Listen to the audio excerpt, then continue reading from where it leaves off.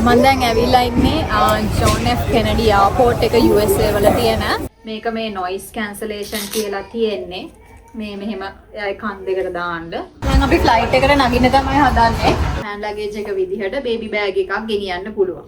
liquid කිරි බෝතල් සහ මේ සූපු මේ ගමනට මම එකතු කරගත්තා. ඉතින් මේ වගේ බිස්කට්ස් උත් ඔයාලට පාවිච්චි කරන්න පුළුවන් ඔයාලගේ ගමනට. ටිකක් මහන්සි ඉතින් පොඩි ළමයෙක් එක්ක යනකොට මේකට තමයි බැසින සීට් එක කියන්නේ. ඔයාලට බබාව තියන්න වෙන්නේ මේකේ. ඒක ගොඩාක් පහසු වුණා ඉතින් ගමනට.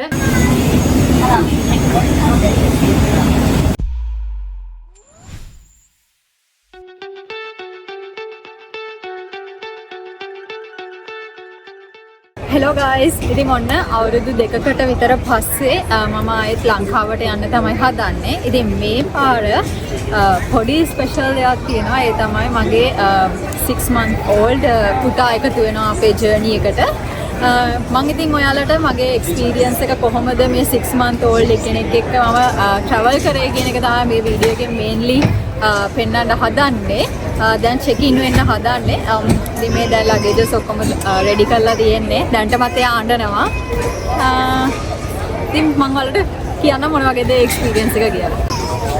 මම දැන් ඇවිල්ලා ඉන්නේ ජොන් F කෙනඩි එයාපෝට් එක USA වල තියෙන. ඒක තමයි අපිට ටිකක් ළඟට තියෙන එයාපෝට් එක. ඉතින් ඔයාලට බෑග්ග්‍රවුන්ඩ් එකෙන් ඇහෙනවද ඉතින් ළමයා අඬනවා. ඊයත්ගේ අපි ස්ටෝල් එකක් ගෙනියන්න තමයි හදන්නේ. ඒකේ process එකත් මම ඔයාලට කියන්නම්.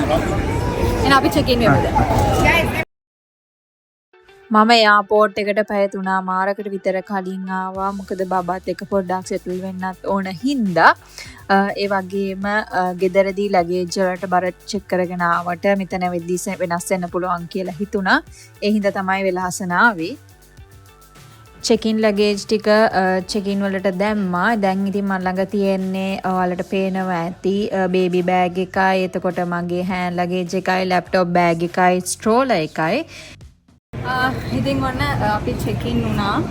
ඊට පස්සේ ගේට් චෙක් වලටත් ඒවා චෙකින් වුණා. ඔක්කොම චෙක් කරා. ඉතින් බබාගේ වෝටර් බොටල්ස් ඒකන් චෙක් කරා, මිල්ක් බොටල්ස් ඒවත් චෙක් කරා. දැන් හදාන්නේ ඉතින් ෆ්ලයිට් එකට යන්න. තව 1 hour වලින් තමයි ෆ්ලයිට් එක තියෙන්නේ. ඉතින් මේ තියෙන්නේ ගේට්ස් වලට යන්න. අපි ගේට් 47 තමයි තියෙන්නේ ෆ්ලයිට් එක.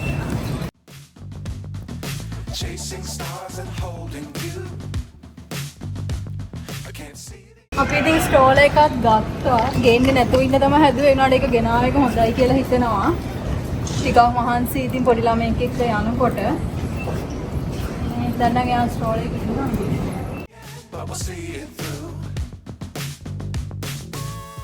දැන් අපි ෆ්ලයිට් එකට නගින්න තමයි හදන්නේ.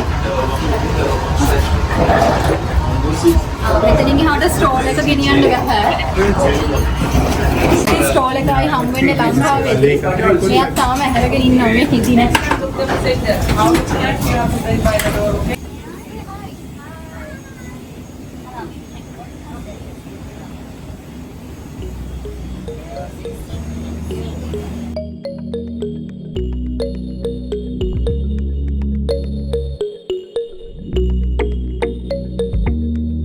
ඔයාලා ඒ දැක්කේ කොහොමද මම්මාගේ 6 month old infant එක, ඒ කියන්නේ මගේ බබාත් එක්ක ෆ්ලයිට් එකට on board උනේ කියලා. දැන් මම ෂෙයා කරගන්න හදන්නේ ඔයාලට ඒ මගේ එක්ස්පීරියන්ස් එක සහ බබෙක් එක්ක යද්දී මොන වගේ දේවල්ද මම ගෙනිච්චේ කියලා මේ ගමනට.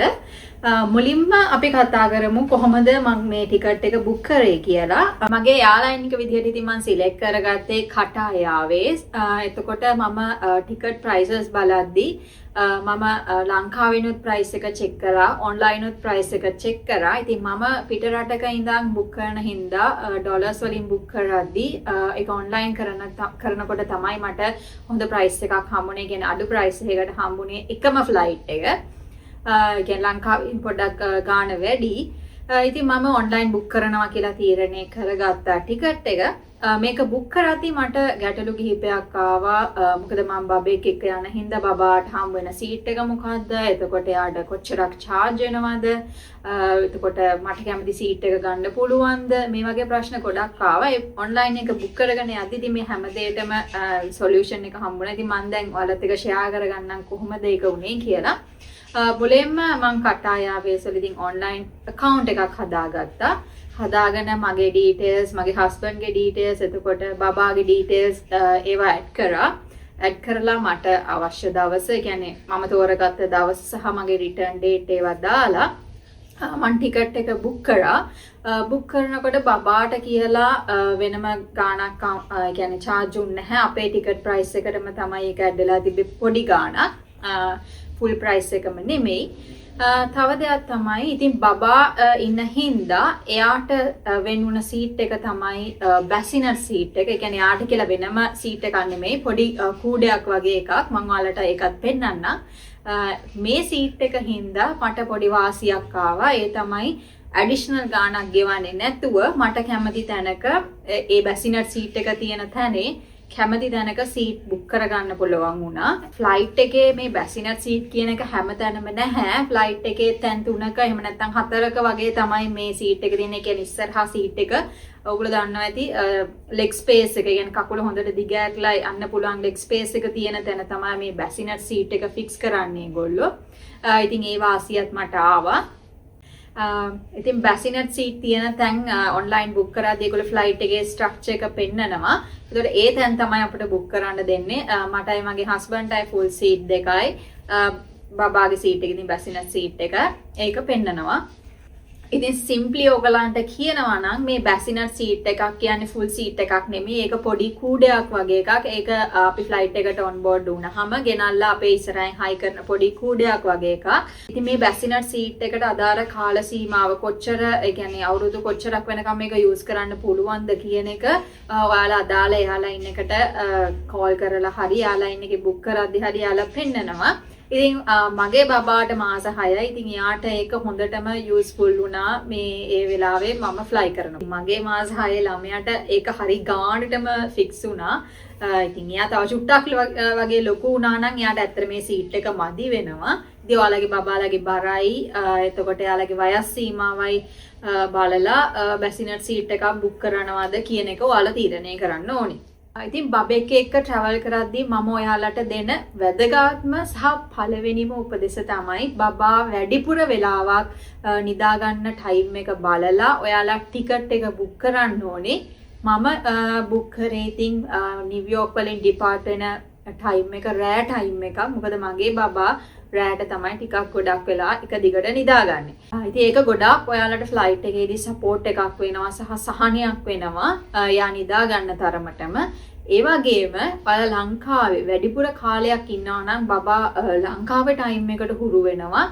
එතකොට ඔයාලා බලන්න ඕනේ රිටර්න් ෆ්ලයිට් එක බුක් කරද්දී බබා ඒත් නිදා ගන්න වැඩිපුර නිදා ගන්න ටයිම් එක බලලා රිටර්න් ෆ්ලයිට් එක බුක් කරන්න. එතකොට දැන් එහෙම බුක් කරද්දී මගේ ෆ්ලයිට් එක ඉතින් නිව්යෝක් ඉඳලා තව ට්‍රාන්සිට් එකකට ගිහිල්ලා ට්‍රාන්සිට් එකෙන් තමයි ලංකාවට යන්නේ. එතකොට නිව්යෝක් ෆ්ලයිට් එක තමයි ලොන්ග්ම ෆ්ලයිට් එක. ඒක පැය 10කට වඩා වැඩි. ඉතින් ඒ ෆ්ලයිට් එක තමයි මම රෑ තෝරගත්තේ. අනිත් ෆ්ලයිට් එක ඉතින් යා පොඩි පැය 4ක් 5ක ප්‍රමාණයක්. ඉතින් පොඩ්ඩක් නිදාගෙන නැගිට්ටත් ඒක එච්චර ගාණක් නෑ, බැලන්ස් කරගන්න පුළුවන්. ඉතින් ඕවා තමයි ටිකට් එක බුක් කරද්දී මම කන්සිඩර් කරපු මේන් කරුණු. දැන් මම ඔයාලට කියන්නම් සහ මම ඔයාලත් එක්ක ෂෙයා කරගන්නම් මොනවාද මම මේ 6 මාසයක ළමයාත් එක්ක යද්දී ෆ්ලයිට් එකේ ගෙනියන්න පැක් කරගත්ත දේවල් කියලා. ඉතින් ඔන්න බබාගේ බඩු පැක් කරද්දී යාට හම්බෙච්ච ලගේජ් ගැන මම ඔයාලට කියන්නම්. ඉතින් ඔයාලා දන්නවා ලොකු කෙනෙක් ට්‍රැවල් කරනකොට එයාගේ ටිකට් එකත් එක්ක එයාට කිලෝ 7ක හෑන්ඩ් ලගේජ් එකක් හම්බ වෙනවා. හැබැයි මෙතනදී බබාට කියලා මේ කිලෝ 7ක හෑන්ඩ් ලගේජ් එකක් හම්බුනේ නැහැ. එයාට හම්බුනේ කිලෝ 23ක ලොකු ලගේජ් එකක්.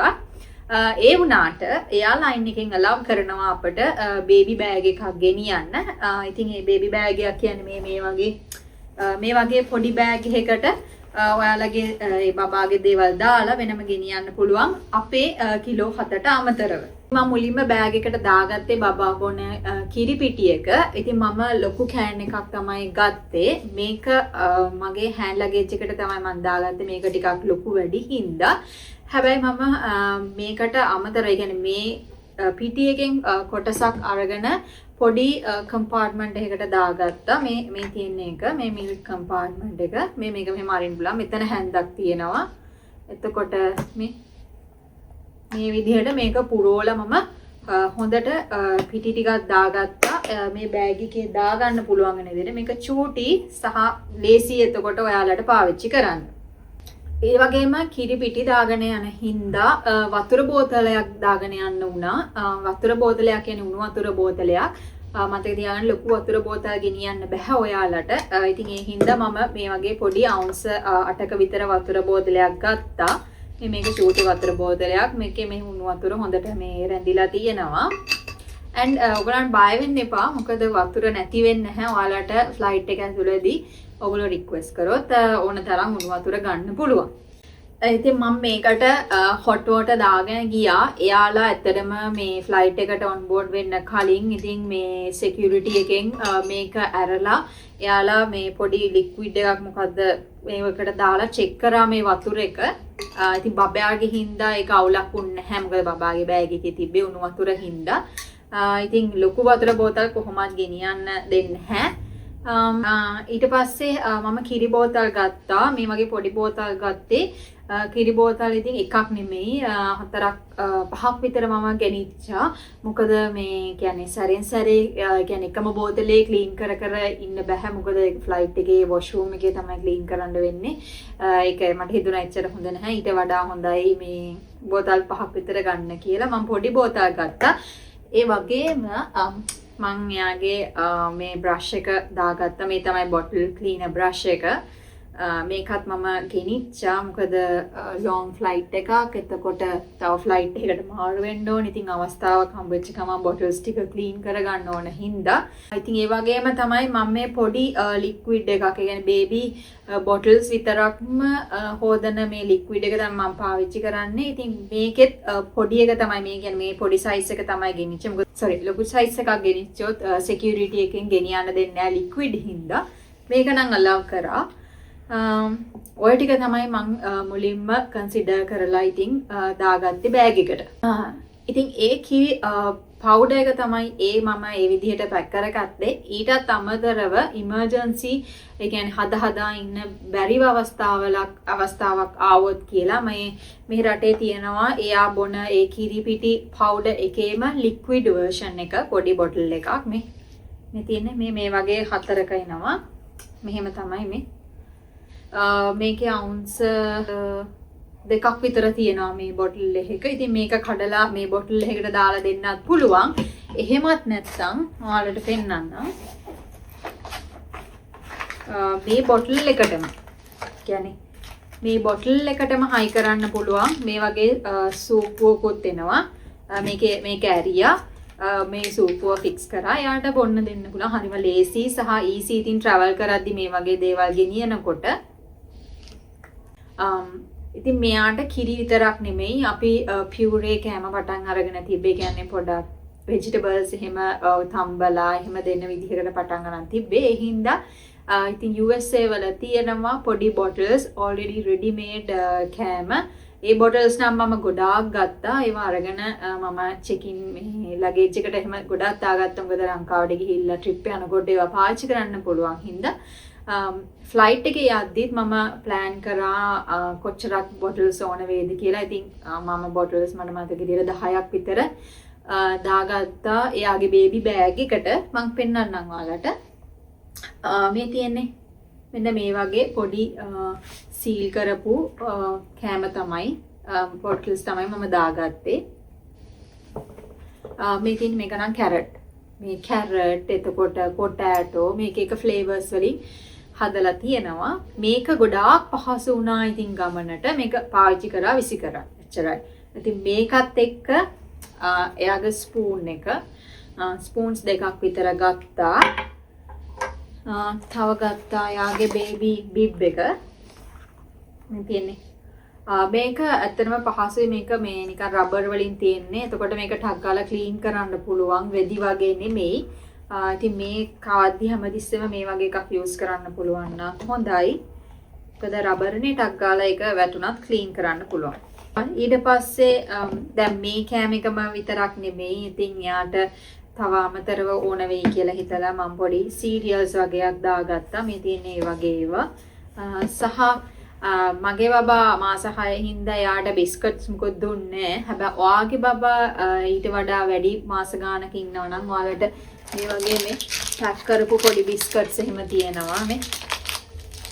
මේවා ඉතින් දාගෙන යන්න පුළුවන් ඔයාලගේ ගමනට. ගමන පහසු කරනවා ඔයාලට. ඒ බබාටත් බඩගිනි නැහැ. ඉතින් ওই විදිහට තමයි කෑම මම ගෙනිච්චේ. ඒ වගේම මම ගෙනිච්ච පොඩි ඉන්සියුලේටඩ් බෑග් එකක්. මේ තියෙන්නේ. මේකේ හොඳට රස්නේ හිම රැඳෙනවා. සහ මේ බෑග් එකේ තමයි මම මේ මෙහිම ලස්සන්ට මේවා මේ විදිහට පැක් කරගෙන බේබි බෑග් එකට දාගෙන ගෙනිච්චේ ඉතින්. එහෙම දාලා ඉතින් ලස්සන්ට පැක් කරා යාගේ ස්පූන්ස් ඒවා මේවා. එතකොට හැලෙන්නේම නැහැ. අවශ්‍ය වුණාම ටක් ගාලා මේ බෑග් එක ගත්තා. යාට ෆීඩ් කරා.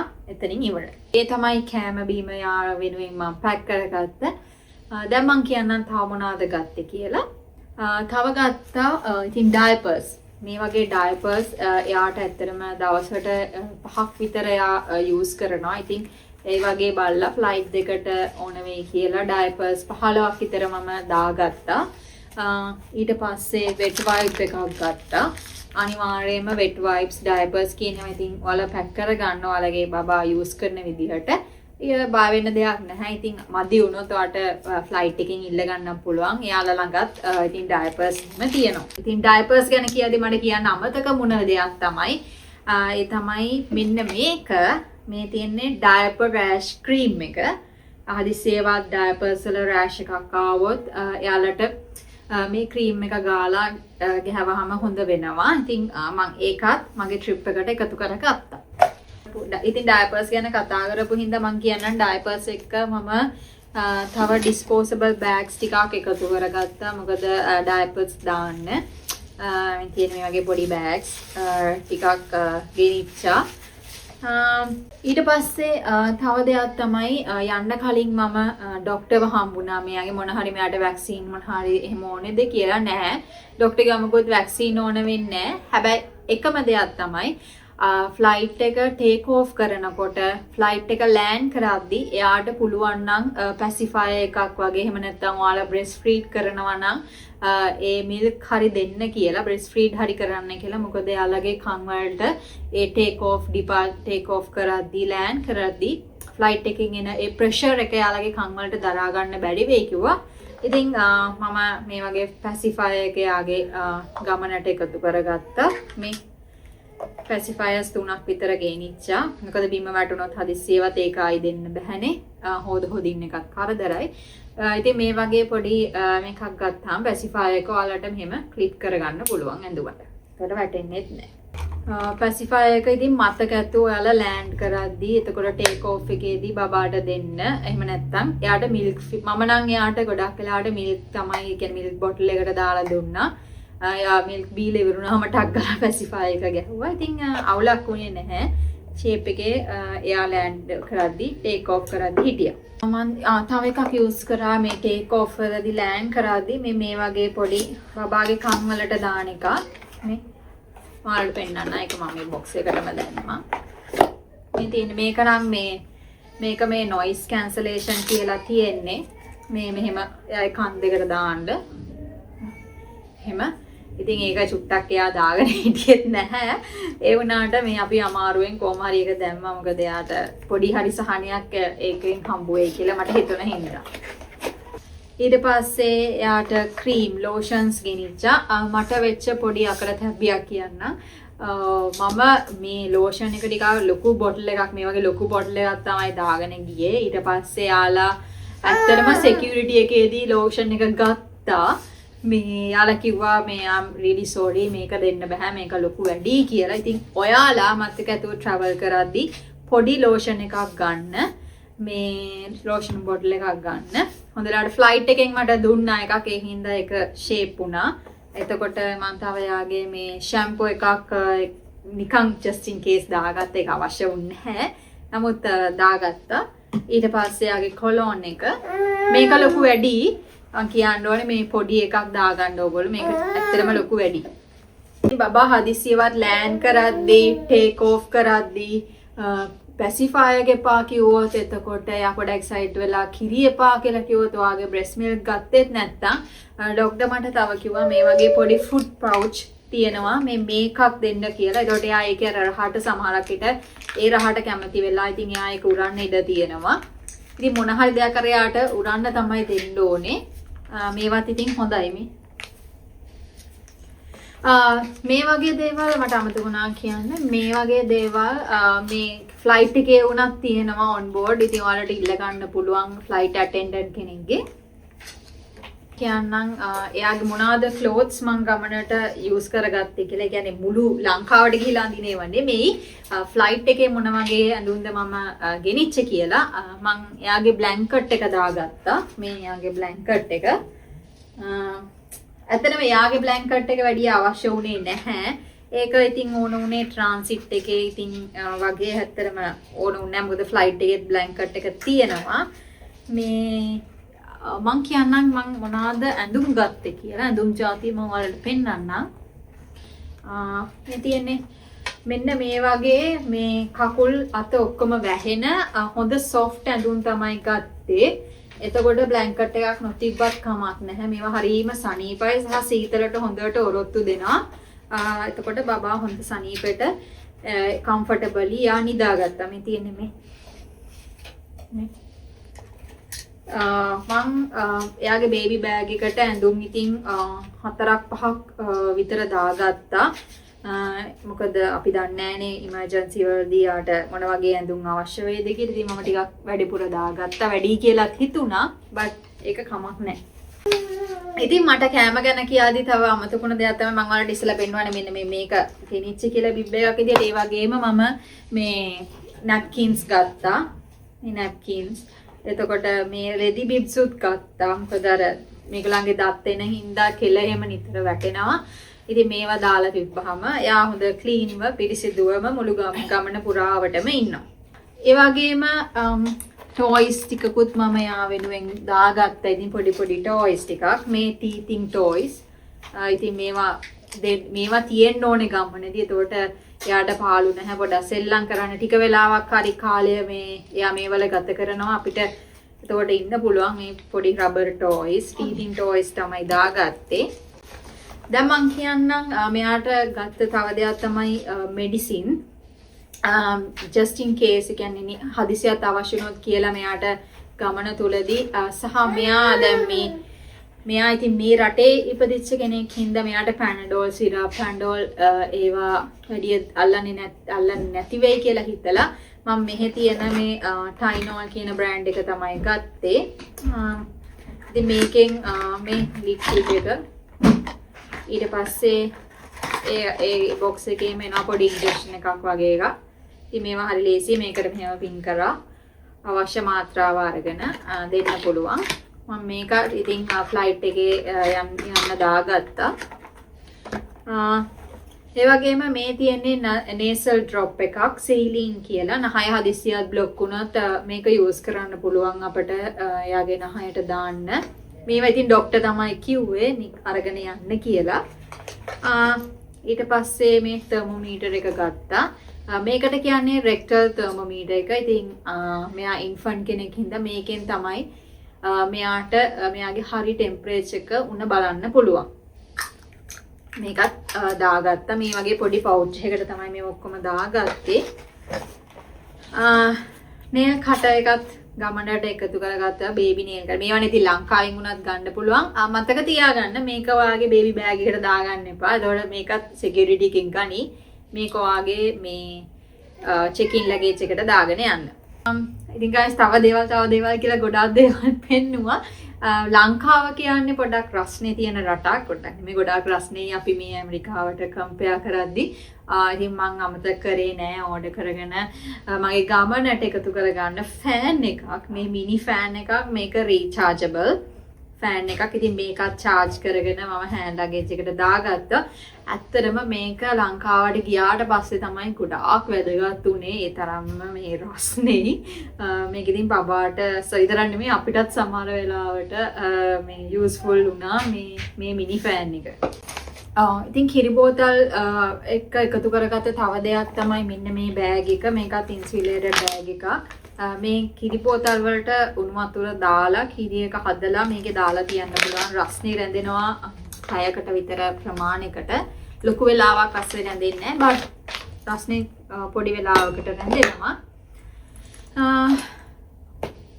මේ ඔක්කොටම අමතරව මම ගෙනියන්න අමතක නොකරපු දෙයක් තමයි මේ චූටි දේ තමයි සැනිටයිසර් එක. තියෙන්නේ. ඉතින් බබෙක් එක්ක යනවා නම් නිතර අත් පිරිසිදු කරන්න ඕනේ. එතකොට විස බීජ තියෙනවා. ඒ නිසා මම සැනිටයිසර් එක මගේ ගමනට අමතක කරන්නේ නැතුවම එකතු කරගත්තා. මේ ඔක්කොම මම ඉතින් මගේ බේබි බෑග් වලටයි සහ මගේ හෑන්ඩ් ලගේජ් වලටයි පුළුවන් විදිහට දාගෙන ඔක්කොම ටික ගෙනිච්චා. ෆිසිකලි මම ගෙනිච්ච තව දෙයක් තමයි එකක් තමයි ස්ට්‍රෝලර් එක සහ බේබි කැරි ඔන් බෑග් එක. ස්ට්‍රෝලර් එක ඇත්තටම එයාපෝට් එකේ අපි කියන්නේ ෆ්ලයිට් එක ළඟටම නගිනකම්ම ස්ට්‍රෝලර් එක ගෙනියන්න පුළුවන්. එතනින් එහාට ගෙනියන්න බෑ. ආයි ස්ට්‍රෝලර් එක හම්බ වෙන්නේ ඉතින් ලංකාවට ලෑන්ඩ් වුණාට පස්සේ අඩුම ගානේ ට්‍රාන්සිට් එකේදීවත් ස්ට්‍රෝලර් එක හම්බ වෙන්නේ නැහැ. ඒ නිසා බේබි කැරි ඔන් බෑග් එක මම ඔයාලට පින්තූරයකින් පෙන්නන්නම්. ඒක ගොඩාක් වැදගත් වුණා. ඉතින් බබාව ඒකේ දාගෙන එහෙම යන්න ලේසි. හැමතිස්සෙම වඩාගෙන ඉන්න ඕනේ නැහැ. ඉතින් බේබි කැරි ඔන් බෑග් එකත් ඔයාලා අමතක කරන්න එපා. ඉතින් ලොන්ග් ෆ්ලයිට් එකක යනවා නම්. ඔන්න ඔය විදිහට තමයි ඉතින් බඩුවම ගෙනිච්චේ. ෆ්ලයිට් එක ඇතුළේදී වෙච්ච දෙයක් කියන්නම්. ඔයාලා මතක ඇතුව බබාගේ බෑග් එක උඩ දානකොට ලැගේජස් ඒ කැබින් එකට ලැගේජස් දානකොට ඉතින් මතක ඇතුව බබාගේ බෑග් එක ඊසිලි ගන්න පුළුවන් තැනකට දාන්න. මොකද ඒක නිතර අවශ්‍ය වෙන හින්දා නැත්තම් ඒක හරි කරදරයි ඔයාලට එහෙට මෙහෙට අනිත් බෑග් කර ගන්න ගියෝ. එහෙනම් guys ඔය තමයි ඉතින් ට්‍රිප් එකට මම එකතු කරගත්තේ. දැන් ඉතින් අපි බලමු කොහොමද මම ෆ්ලයිට් එකේ ඉතුරු ජර්නි එක ලංකාවට යනකම්ම ගියේ කියලා. මෙතන තමයි ඉතින් ගෙනල්ලා බැසිනට් සීට් එක ෆ්ලයිට් එකේ ෆික්ස් කරන්නේ. මේක කියන්නේ අපි නැගපු ගමන්ම ටක් ගාලා ගෙනල්ලා ෆික්ස් කරන්න නැහැ. මේක ෆික්ස් කරන්නේ ෆ්ලයිට් එක ටේක් ඔෆ් කරාට පස්සේ. මේ තියෙන්නේ ෆ්ලයිට් එක ටේක් ඔෆ් කරලා ටික වෙලාවකට පස්සේ යාලා ෆික්ස් කරපු බැසිනට් සීට් එකේ මම බබාව නිදි කරලා තිබ්බ විදිහ. මේ බැසිනට් සීට් වල ඔයගලන්ට බබාව තියාගෙන යන්න පුළුවන් වෙන්නේ සීට් බෙල්ට් සයින් එක ඔෆ් වෙලා තියෙනවා නම් විතරයි ෆ්ලයිට් එක ඇතුලේ.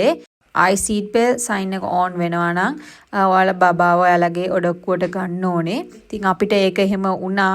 අපි යද්දී සෑහෙන්න ෆ්ලයිට් එක ටර්බියුලන්සස් වලට අහු වෙන හින්දා බබා වැඩි වෙලාවක් බැසිනට් සීට් එකේ තියාගෙන ඉන්නේ නැතුව අතේ තියාගෙන ඉන්න වුණා අපට.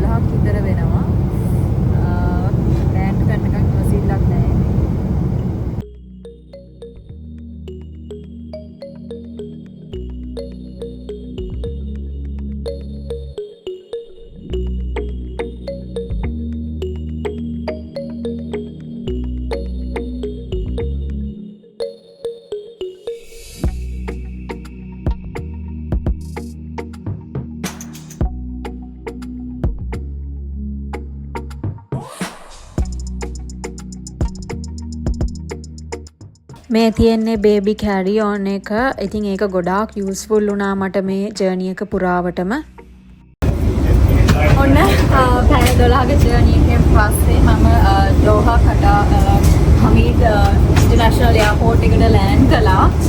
දැන් ඊළඟට යන්න තියෙන්නේ මගේ ට්‍රාන්සිට් එකට. ට්‍රාන්සිට් එක මම හිතන්නේ 2 to 3 hours වගේ වෙනවා. ඉතින් මේ ජර්නි එක මේ ළමයාත් එක්ක කොහොමද කියලා ඇත්තම එක්ස්පීරියන්ස් එක මම ඔයාලට එක්ස්ප්ලেইন කරන්නම්. ට්‍රාන්සිට් එකේ ටයිම් එක දෙන්නකොත් මේ නෝනේ කට්ටිය ළමයි වරගෙන යනවා. ඉතින් මගේ ෆස්ට් ටයිම් තමයි මේ බබෙක් එක්ක යන්නේ. රෑ ෆ්ලයිට් එක තිබ්බේ 11යි ගානකට. අනේ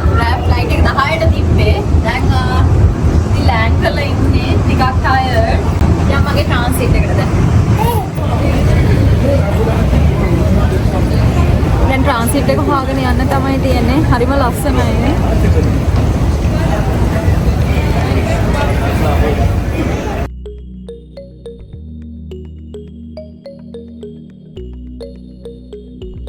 මගේ ගේට් එක ගේට් B ඒ උනාට ගේට් B එකට යන්න කලින් ඔන්න ඩියුටි ෆ්‍රී ඒරියා එකක් තියෙනවා. මම දැන් ඇවිල්ලා තියෙන එතනට ක්‍රවුඩ් එකක් හොඳටම ඉන්නවා.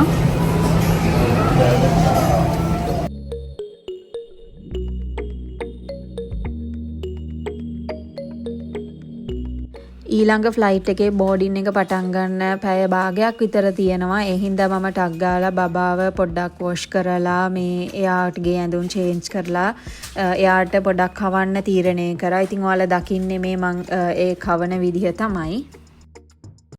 මම ට්‍රාන්සිට් එකේදී විස්තර කියන්නම් කිව්වට හැබැයි එතන වෙලාවක් තිබ්බේ නැහැ කියන්න. මොකද බබාව චේන්ජ් කරලා එයාව ක්ලීන් කරලා එයාගේ ඇඳුම් මාරු කරලා එයාට කවලා ඔක්කොම කරද්දි ඉතින් ටයිම් එක පාස් වුණා. දැන් මම හම්බන්තොට ඉන්ටර්නැෂනල් එයාපෝට් එකෙන් ලංකාවට එන්න පටායා වේස් වල ෆ්ලයිට් එකට බෝඩ් වෙලා ඉන්නේ. බබාට නම් නිින්ද ගියා. ලංකාවේදී හම්බ වෙනවා.